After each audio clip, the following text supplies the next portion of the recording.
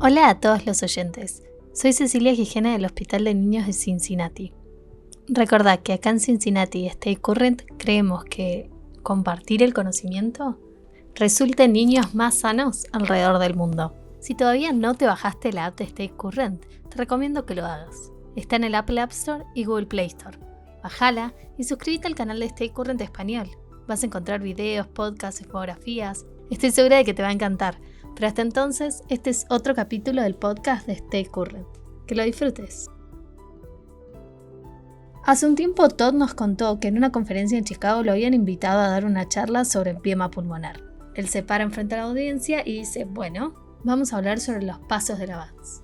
Y de repente un colega levanta la mano y le dice, ¿por qué vas a hablar de Vats? A lo que Todd responde, ¿y cómo más tratan los empiemas? Y su colega le dice, TPA. Entonces pregunta al auditorio, de acá, ¿quién usa TPA? Y todos levantan la mano. Un momento muy vergonzoso por lo que nos contó. Así que, para que no te pase como a Todd, vamos a hablar sobre TPA, empiema y Vats. Esta historia empezó en el 2008. Y para contarnos todo sobre el tema, tenemos al experto, el doctor Shawn St Peter, un cirujano del Children's Mercy, un hospital de niños en Kansas City. También nos acompañan Estefanía Cotta. Buenas tardes a todos, mi nombre es Estefanía Cotta, soy residente de cirugía pediátrica del Hospital de Niños Hospital Elizalde en Buenos Aires, Argentina. Y la doctora Maxroxia Valle. Hola, soy Maxroxia Valle, una cirujana torácica de Venezuela, actualmente trabajando en Fundación Hospitalaria en Buenos Aires, Argentina. We designed a randomized trial using the difference. Un minuto, ¿van a hablar en inglés? Tranquila, que los voy a traducir. Entre mi primer y segundo año del fellow teníamos esta discusión y estábamos convencidos de que el tratamiento inicial para un empiema era la Vats, aunque había pacientes que eran mandados a intervencionismo para ser tratados con TPA y les iba bien. El Dr. St. Peter, además de ser el jefe de cirugía en el Children's Mercy de Kansas City, también es el investigador principal en un artículo reciente que se llama Declinando la frecuencia de la decorticación toracoscópica para el empiema, redefiniendo la falla después de los fibrinolíticos. Recordá que el artículo que menciona lo podés encontrar en la descripción debajo siempre y cuando estés en la app de Stay Current. Bien, entonces, para que estemos todos en la misma página. Empiema es la enfermedad donde se junta material purulento en el espacio pleural y tradicionalmente era tratado mediante una toracoscopía videoasistida o Vats. Se ingresa con una cámara al espacio pleural y un grasper. Se liberan todas las adherencias, se lava y se aspira el espacio pleural retirando cualquier coágulo de fibrina y se deja un tubo de tórax para que continúe drenando después de la cirugía. Pero luego vino el TPA, un fibrinolítico llamado activador tisular del plasminógeno, y descubrimos que si colocamos esto en el espacio pleural podíamos romper estos coágulos de fibrina y que sean eliminados a través del tubo de tórax. Pero entonces, ¿cuál es el mejor? Diseñamos un estudio clínico prospectivo randomizado, evaluando el tiempo de estadía hospitalaria. Nos juntamos con intervencionismo y convenimos un protocolo basado en la combinación de lo que aquellos y nosotros hacíamos. Y así empezamos a randomizar pacientes. A medida que el estudio avanzó, lo que me llamó la atención fue que aquellos pacientes que recibían fibrinolíticos no se enfermaban más, lo que dejaba la conclusión que los fibrinolíticos y la Vats eran equivalentes, pero que uno es una cirugía y el otro no. Interesante, pero ¿tenían suficiente evidencia como para validar este hallazgo? Con un estudio de 36 pacientes, 18 observaciones no eran suficientes. Así que utilizamos ese protocolo para los próximos 104 o 105 pacientes, creo. Pero en nuestra siguiente publicación nos fijamos cómo funcionaban los fibrinolíticos y cómo les iba a los pacientes cuando estos fallaban si se requería una cirugía.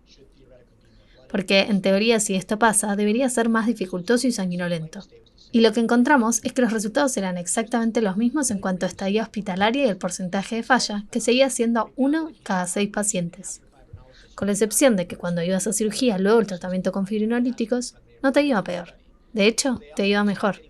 Se empezaban a recuperar de la neumonía, después se les realizaba la Vats y al final tenían un curso de la patología en menor tiempo. Entonces, cuanto más miraban la data, más impresionaba que el TPA era la respuesta. Eso nos llevó a pensar que la tasa de la falla se da por lo que nosotros considerábamos falla. Que básicamente en este algoritmo si alguien tiene fiebre por 4 días no importa, porque esperamos que tenga fiebre por 4 semanas. porque esa es la evolución natural de esta enfermedad. E incluso hay que preguntarse qué es lo que los mantiene en el hospital. Y entonces fue cuando empezamos a catalogar a la falla como aquella persona que no puede comer y o aún depende de oxígeno. Porque, en otras palabras, si no puede comer o destetarse del oxígeno, eso es lo que los mantiene internados. Y es por estos pacientes que hay que hacer algo. En este punto siempre obtenemos una imagen de alta resolución y observamos el compromiso de esta enfermedad parenquimatosa. Y a veces lo que encontramos es que hay necrosis pulmonar sin enfermedad pleural. Porque ya tratamos la enfermedad pleural y la enfermedad actual no es algo que pueda tratarse con cirugía. Otras veces sí encuentras enfermedad pleural, pero en lugar de ir directo a una resolución quirúrgica, vemos dónde es que están estas locuraciones. Y quizás lo que requieren es un tubo dirigido allí porque está no drenado, o quizás requieren otra ronda de TPA y ser pacientes. Una vez que comenzamos a realizar esto, nuestra tasa de falla bajó drásticamente. Entonces, en esta última publicación del JPS observamos esto, y lo que vimos es que nuestra tasa de falla bajó al 4%, porque en los últimos 4 años no tuvimos ninguna. Un minuto. Ninguno de los pacientes falló con el TPA en los últimos 4 años. Y ahora me resulta interesante que comencé este trabajo con un sesgo fuerte en favor de la Vats. Realizamos este estudio con un protocolo que no pudiéramos influenciar para evitar estos sesgos y dejamos que el resultado hablara por sí solo. Y la verdad es que hoy estoy en la posición en que quizás no vuelva a hacer la cirugía de nuevo. Entonces, hace 12 años, el Dr. Peter y su equipo creían que iban a probar que la Vats era superior. Y ahora, mirando los datos y las publicaciones, se dieron cuenta que era completamente al revés. Una vez que la convicción reemplaza la curiosidad, es cuando uno deja de crecer. Esta es una historia de la cual nosotros estábamos convencidos que teníamos la mejor terapia, y ahora quizás esté desapareciendo por todo el trabajo que nosotros mismos hicimos. Cuando Todd leyó este artículo, quiso llamar al Dr. Peter para que le explique por qué esto es tan importante. Y la realidad es que a mí también me interesa. ¿Por qué crees que este artículo genera un cambio en el juego?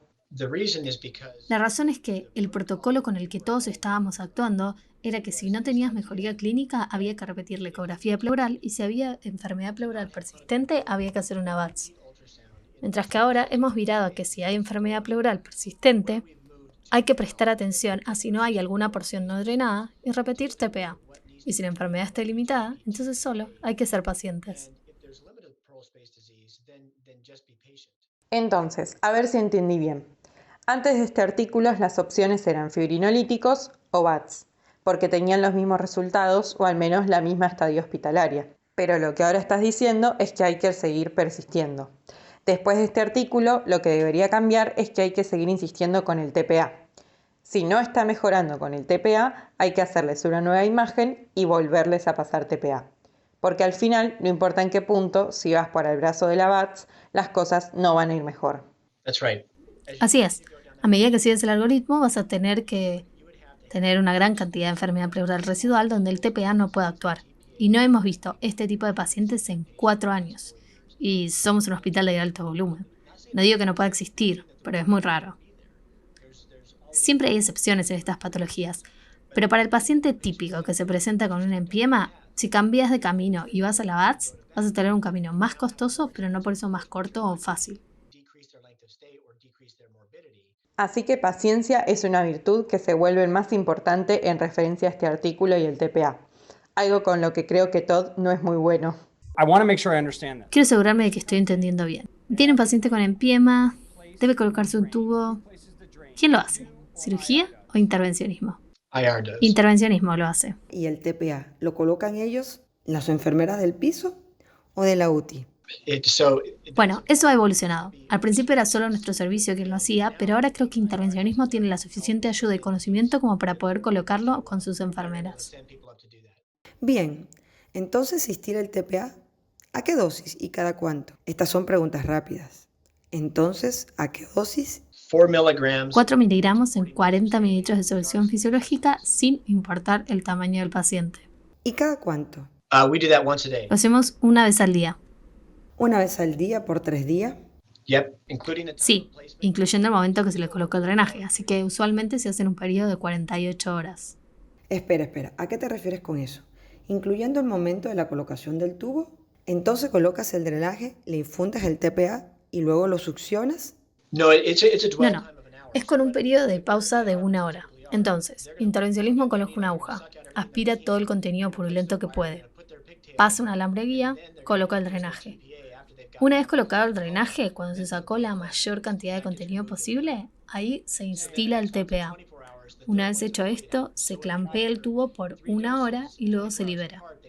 Este procedimiento del TPA se repite cada 24 horas. Entonces la segunda dosis es a las 24 horas y la tercera a las 48. Porque cuando la gente escucha 3 dosis cada 24, asume que son 3 días. Pero si la primera dosis es dada en el momento 0, entonces las 3 dosis se completan en un periodo de 48 horas. Entiendo. Y después les retiras el tubo si están sin oxígeno y comiendo. ¿Y si no, los redrenás? Así que ahora, a los 3 días, es cuando dejas el tubo para que siga drenando.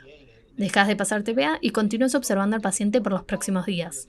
¿Qué es lo que hubiéramos hecho antes? Observar cómo evoluciona el paciente en los próximos 3 a 4 días. No hay un protocolo fijo de 48 o 72 horas. Generalmente se adapta al curso clínico. Y tú puedes imaginarte, porque nosotros solíamos operar a estos pacientes y había estos grandes coágulos con fibrina que sacábamos. Y debes estar pensando, ¿cómo hacen para tratar eso? Lo que creo es que apenas colocas el tubo de drenaje puedes sacar todo el contenido líquido. Y a los días, luego de la inyección del TPA, lo sólido comienza a liquidificarse. Y ahí ya puedes sacar ese fluido. Y si quedó algo en algún espacio, se puede ingresar allí e intentar drenar ese fluido. Eso es lo que descubrimos, que a veces se necesita otra dosis de TPA. E incluso intervencionismo coloca la aguja, rompe los septos y con eso se puede aspirar mucho más líquido, incluso antes de colocar el drenaje, que resulta tan efectivo como nuestros graspers de 5 milímetros.